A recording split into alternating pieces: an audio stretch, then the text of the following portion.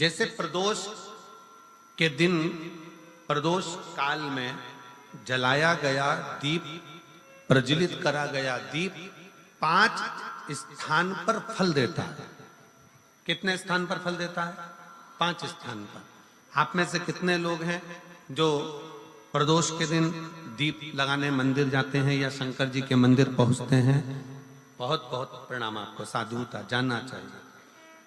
अपना प्रदोष के दिन प्रदोष काल में लगाया गया दीपक 5 स्थान पर फल देता है। पहला स्थान, अगर हमको या हमारे परिवार में किसी को काल सर्प दोष है तो हमारा प्रदोष का लगाया गया दीपक कहीं पूजन मत कराओ, वो दीप जलाने से ही काल सर्प दोष समाप्त होता चले जाता है। दूसरा स्थान, पितृदोष। अगर किसी ने कह दिया कि तेरे घर में पितृदोष है, तेरे घर में, कई लोग बता देते हैं कि तुम्हारे घर में, कई माताएं पूछती हैं मेरे घर में बेटा नहीं, मेरे घर में 3 बेटी हो गई, 4 बेटी हो गई, 5 बेटी हो गई, बेटा नहीं है, बेटा नहीं। तो किसी ने कह दिया पितृदोष है। अब तुम शंकर जी की पूजन कर रहे हो, शंकर जी पे जल चढ़ा रहे हो, शिव की स्तुति कर रहे हो, तो किसी किसी की यहाँ 3 बेटियों के बाद, 4 बेटियों के बाद, एक माता ने तो लिखा है कि उसके यहाँ 2008 में उसके घर में लड़की ने जन्म लिया था, या 2008 में उसके घर में बच्चे ने जन्म लिया था, लड़की ने।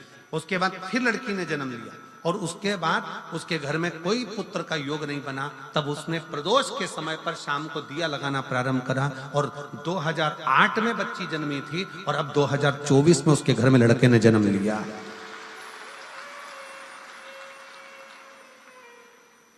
दो 2024 में उसके घर में पुत्र ने जन्म लिया। वो बेटी होगी यहाँ पर कहीं ना कहीं, जिसके घर में बेटे।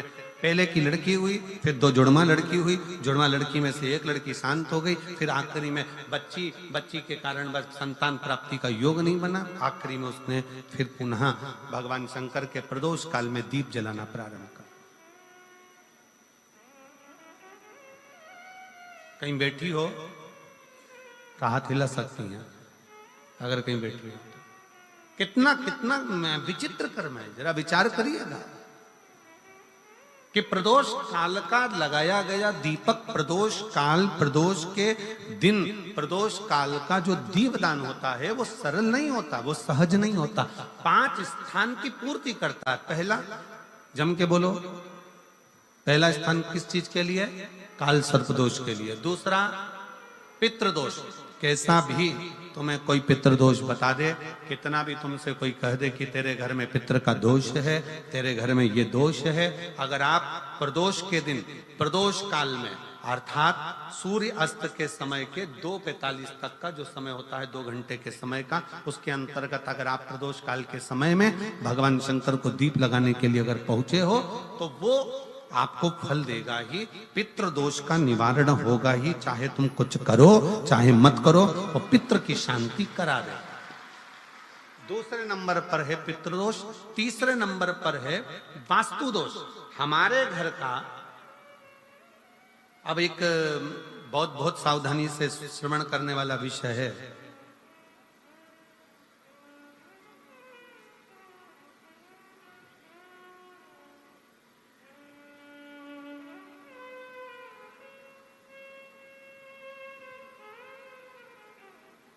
यदि वंश की वृद्धि नहीं है, 30 वर्ष शादी के हो गए, 40 वर्ष शादी के हो गए और औलाद है ही नहीं, डॉक्टर ने भी हाथ ऊंचे कर दिए, टेस्ट पे भी करवाया, IVF करवाया, सब कुछ तुमने करवा लिया, तो भी औलाद नहीं है, तब आखिरी में एक काम चालू करो। प्रदोष का दिन दोनों पति पत्नी व्रत चालू कर दो प्रदोष का, और प्रदोष काल में शाम के समय जाकर एक ही दिए में 2 लंबी बाती जानते हो ना, रुई की लंबी कपास की बाती 2, और दोनों बाती एक ही दिए में रखकर पति पत्नी दोनों उसको प्रज्वलित करना प्रारंभ करें। बाबा संतान देकर ही रहेगा, औलाद आएगी ही। दीप की जो बाती में अंतर आ जाता है, एक गोल बाती में और लंबी बाती में अंतर आता है, बहुत अंतर आता है। पितरों के लिए गोल बाती का प्रयोग बहुत कम होता है महाराज। देवी जी के लिए, माता रानी के लिए, जगत जननी के लिए गोल बाती का प्रयोग बहुत कम होता है महाराज। ध्यान रखिएगा। एक पितृ के लिए, एक जगत जननी जगदम्बा दुर्गा भवानी के लिए गोल बाती का प्रयोग कम होता है, लंबी बाती का प्रयोग ज्यादा होता है। क्यों? क्योंकि हमारे घर के कुल देवी और हमारे घर के पितर हमारे वंश की वृद्धि करें, इसलिए लंबी बाती रखी जाती है, जिससे हमारा वंश बहुत लंबा चले, बहुत उन्नति की ओर बढ़े, इसलिए लंबी बाती का प्रयोग किया। शिव महापुराण की कथा कहती है 5 जगह पर हमारा जलाया गया एक दीप जो प्रदोष के दिन प्रदोष काल में लगाया जाता है, 5 जगह पर भारी पड़ता है। पहले नंबर पर जम के बोलते जाओ, काल सर्प दोष। दूसरे नंबर पर पितृ दोष। तीसरे नंबर पर घर का वास्तु दोष। हमारे घर में कितना भी वास्तु दोष है, कोई ने कह दिया यहाँ बाथरूम नहीं बनना थी, यहाँ पर शौचालय नहीं बनना था, यहाँ सीढ़ी नहीं बनना थी, वो सीढ़ी वहां बनना थी, ये सीढ़ी वहां बनना थी। तुम पूरा घर तोड़वा के देख लो, उसके बाद में जैसा वास्तु वाले हैं वैसा करा कर देख लो, उसके बाद भी तुमको शांति नहीं मिले तो समझ लेना कि तुम्हारे घर में अब वास्तु दोष तो तुमने दिखाकर समाप्त कर लिया, फिर भी वो समाप्त नहीं हो रहा, तो प्रदोष काल का लगाया गया प्रदोष के समय का दिया आखिरी में वास्तु दोष को भी समाप्त कर देता है और उसमें भी फल प्रदान करता है। काल सर्प दोष, पितृदोष, वास्तु दोष। चौथे नंबर पर 1 रुपया कमाया, 1.25 रुपये खर्च हुआ, पैसा आया गया। ये चौथे नंबर का व्यापार में थोड़े दिन दुकान अच्छी चली, थोड़े दिन बैठ गए, थोड़े दिन काम चला, थोड़े दिन बैठ गए, गाड़ी चली थोड़े दिन फिर बैठ गए, अर्थात हमारी फैक्ट्री थोड़े दिन चली फिर बैठ गए, कहीं ना कहीं तकलीफ, थोड़े दिन खाते थोड़े दिन रोते वाला चल रहा है। तो प्रदोष काल का, प्रदोष के समय का दिया इस दुख को समाप्त कर कर रेगुलर एक जैसी सांझी, एक जैसी लक्ष्मी की वृद्धि करते चले गए, प्रदोष काल का। और 5वें नंबर का प्रदोष काल का दिया, प्रदोष समय का दिया 5वें नंबर पर रोग का निवारण करता, रोग निवारण।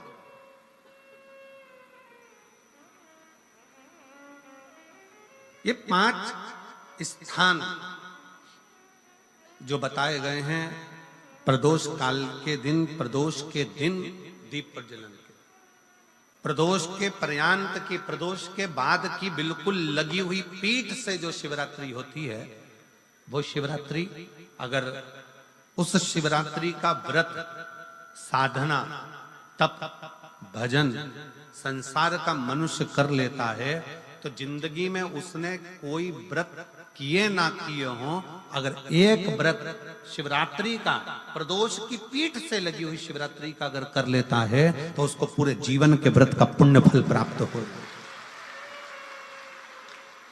एक व्रत शिवरात्रि का प्रदोष पर्यंत की, अर्थात प्रदोष की पीठ से जुड़ी हुई। अब कौन से वार का?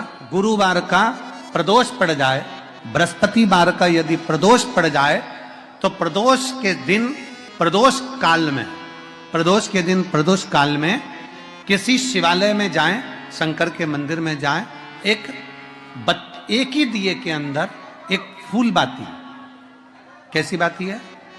फूल बाती, और उसी दिए के अंदर एक लंबी बाती, 2 बाती। कौन सी बाती हैं? जम के बोलो जरा। एक फूल बाती, एक लंबी बाती, 2 बाती।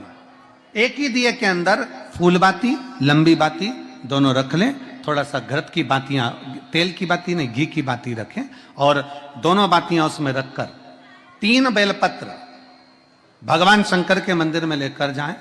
दिए को भी प्रज्वलित नहीं करना है।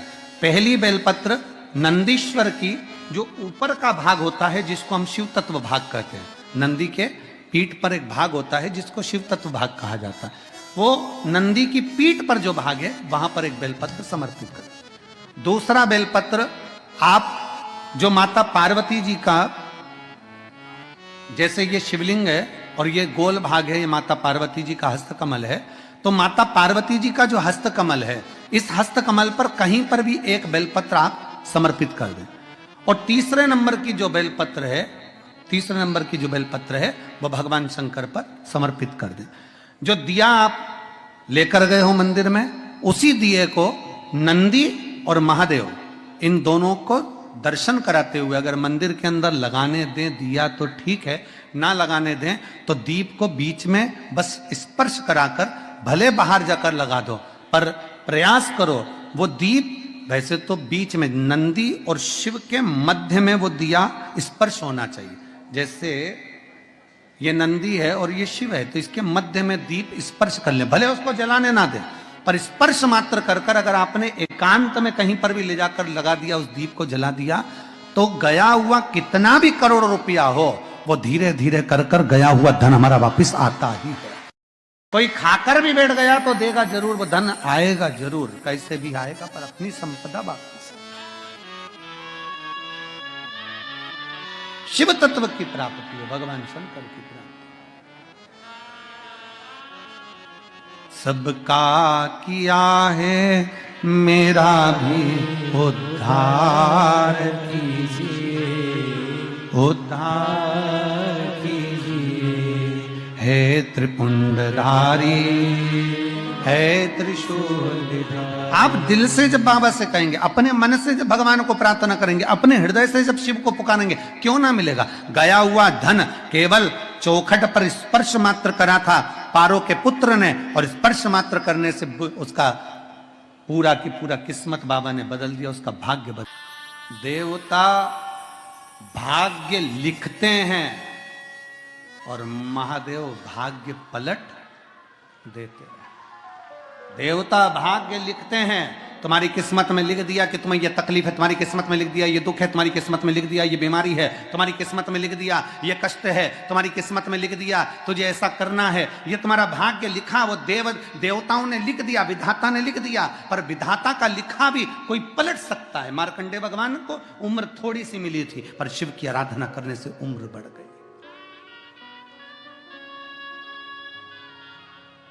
लिखा तुम्हारी किस्मत में, जो लिखने वाले ने लिख दिया, पर उसको पलटने की सामर्थ्यता अगर किसी में है, तो मेरे काशी विश्वनाथ के भीतर वो सामर्थ्यता है कि वो पलट सकता है।